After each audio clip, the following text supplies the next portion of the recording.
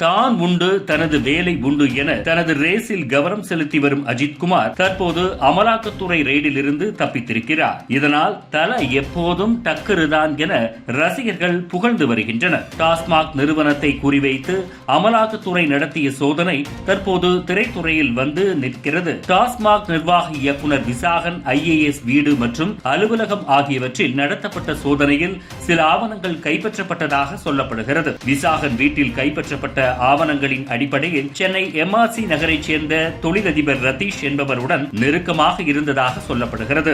லேப்டாப்பில் சிக்கிய ஆவணங்களின் அடிப்படையில் ரதீஷ் மற்றும் பிரபல தயாரிப்பாளரான ஆகாஷ் பாஸ்கரனை அமலாக்கத்துறை துரத்தியது. துணை இயக்குநராக இருந்த ஆகாஷ் பாஸ்கரன் திடீரென்று டான் பிக்சர்ஸ் என்ற தயாரிப்பு நிறுவனத்தை தொடங்கியதும் தனுஷின் இட்லி கடை, சிவகார்த்திகேயனின் பராசக்தி மற்றும் சிம்புவின் அடுத்த படத்தை தயாரிப்பதாக அறிவித்தது திரை உலகை ஆச்சரிய ஆழ்த்தியது. மிகப்பெரிய நிறுவனங்கள் கூட ஒரே நேரத்தில் இவ்வளவு பெரிய பட்ஜெட் படங்களை தயாரிக்காத நிலையில் புதிதாக வந்த ஒருவர் எப்படி இத்தனை நடிகர்கள், அதுவும் முன்னணி நடிகர்களை கொண்டு இயக்குகிறார் என ஆச்சரியத்தில் மூழ்கினர். இந்த நிலையில் திமுகவின் முக்கிய நபர் ஒருவர் ஆகாஷ் பாஸ்கரனுடன் நெருக்கமாக இருப்பதாகவும் அவர் மூலமாகவே திரைத்துறையில் திடீரென இப்படி ஒரு வளர்ச்சியை பெற்றிருக்கிறார் என கூறுகின்றனர். ஆகாஷ் பாஸ்கரன் நடிகர் சிவகார்த்திகேயனுக்கு வீடு கட்டி தருவதாக, அதுவும் 70 கோடி ரூபாய்க்கு கட்டி தருவதாக வெளியான தகவல் பரபரப்பை ஏற்படுத்தியது. தொடர்ந்து டான் பிக்சர்ஸ் தயாரிப்பில் நடிக்கும் நடிகர் நடிகைகளை விசாரிக்க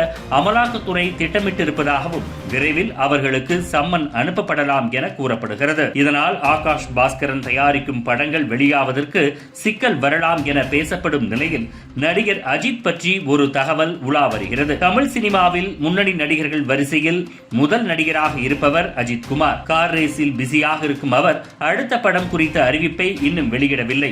இந்த நிலையில் ஆகாஷ் பாஸ்கரன் மூலமாக தனுஷ் அஜித் குமாரிடம் ஒரு கதையை சொன்னாராம். அதுவும் அஜித்துக்கு பிடித்து போக 20க்கும் மேற்பட்ட முறை தொலைபேசி மூலம் டிஸ்கஷன் நடந்திருக்கிறது. தற்போது அமலாக்கத்துறை ரெய்டின் காரணமாக அஜித் அந்த படத்தை முழுக்கு போட்டு விட்டதாக சொல்லப்படுகிறது. இதனால் டான் பிக்சர்ஸ் மூலம் இனி படத்தில் நடிக்கப் போவதில்லை எனவும் தனுஷிடம் அந்த ப்ராஜெக்டை கைவிட்டு விடுமாறு கூறியதாக சொல்லப்படுகிறது. தானே ஒரு பெரிய நடிகனாக இருந்தாலும் அஜித் போன்ற ஒரு பெரிய நடிகரை வைத்து படம் இயக்கும் வாய்ப்பு கிடைத்தும் தற்போது விட்டுவிட்டதால் மிகுந்த வருத்தத்தில் தனுஷ் உள்ளார் என சினிமா வட்டாரத்தில் இருந்து பேச்சுக்கள் எழுந்துள்ளன.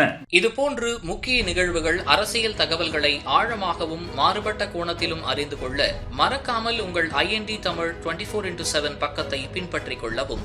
உங்கள் ஒவ்வொரு ஆதரவும் இதுபோன்று பல நிகழ்வுகளின் பின்னணியை அறிய உதவும்.